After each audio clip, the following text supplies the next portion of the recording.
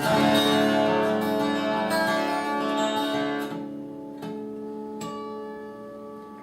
afternoon. Welcome back. My name is Guthrie Thomas.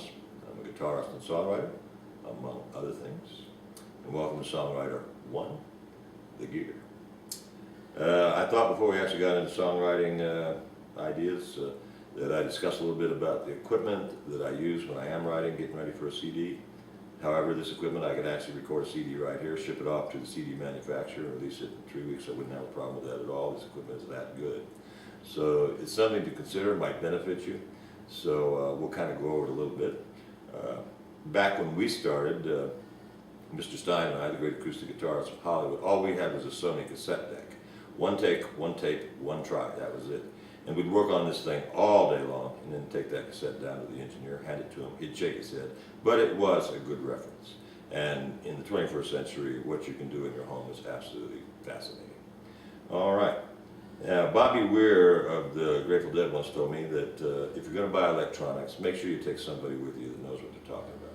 So get together with your engineer or your sound man, your local sound man. And I have a friend here, Steve Marshall, in our area. He's the top sound man in this area. He handles a lot of the big bands that come through our area. And when I have a question about electronics, I give him a call without any reservation. And he steers me in the right direction of what to get, what not to get, what to stay away from, what's good, what's affordable, what to look for. And it's very good education for me. And I certainly appreciate the effort he goes to just to help out a little old songwriter like me. So find somebody in your town that knows their stuff and take them with you if you can. And just don't rely on the sound man there at the store because you know, he's got to keep his job. He's likely to say anything, but that's not always the case. All right, let's get to the equipment here. Over here I have a MIDI keyboard. I am not a keyboard player by any stretch of the imagination.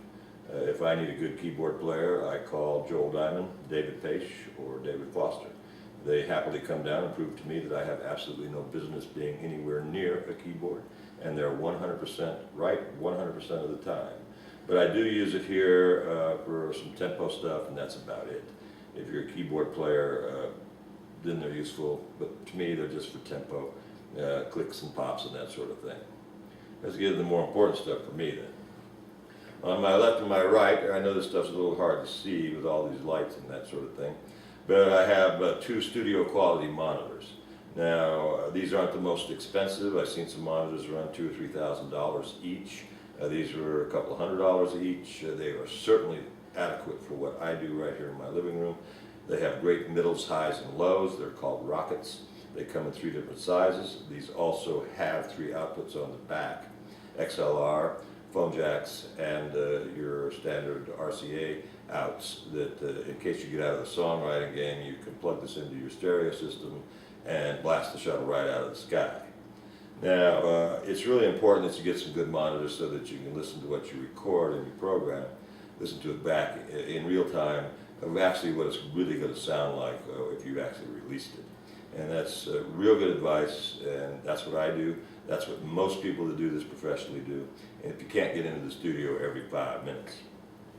So find yourself some good monitors. Again, these are called Rockets. They work for me. I'm not really recommending any product when it comes to monitors. I'm sure there's better ones. I'm sure there's much worse ones.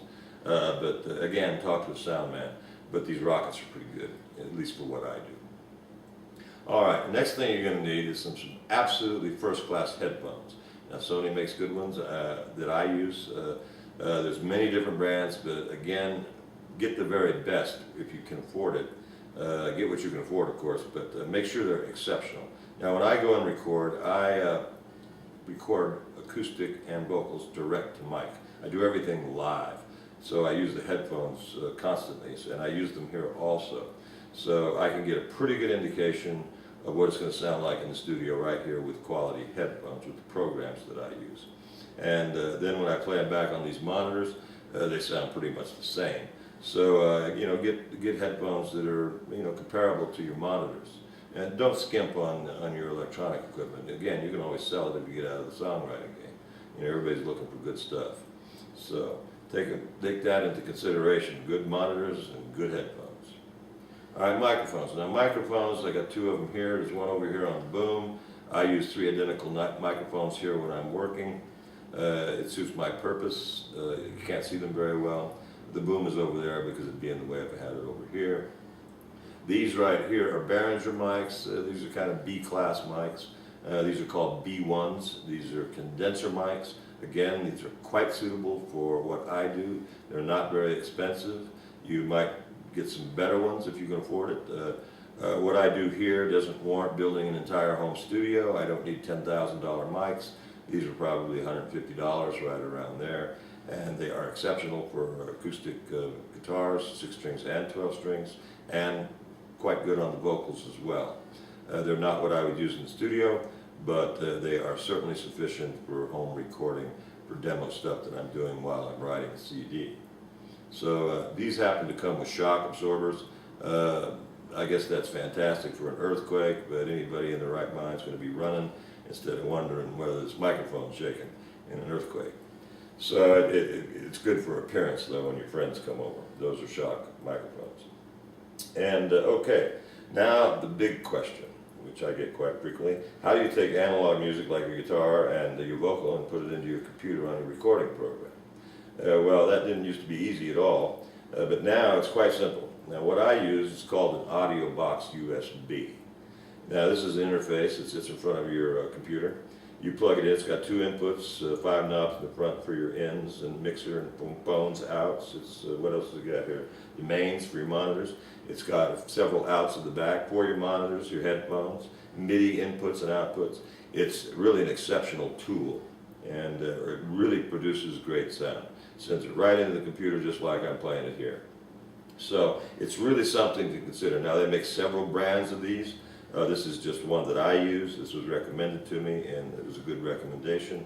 It's made by PreSonus. You can go on YouTube and find out all kinds of information about these. I am not a techno wizard, so I really can't tell you much about what's going on inside. I do know that you can drop this out of a 747, according to their brochure, on top of Mount Everest, and have a skier drag it down over the rocks all the way to the bottom, plug it right in, and play to the Sherpas. Now that's what they claim. Whether that's true or not, I don't know, but I can tell you right now here in my living room it works just fine. So audio box USB is what I use.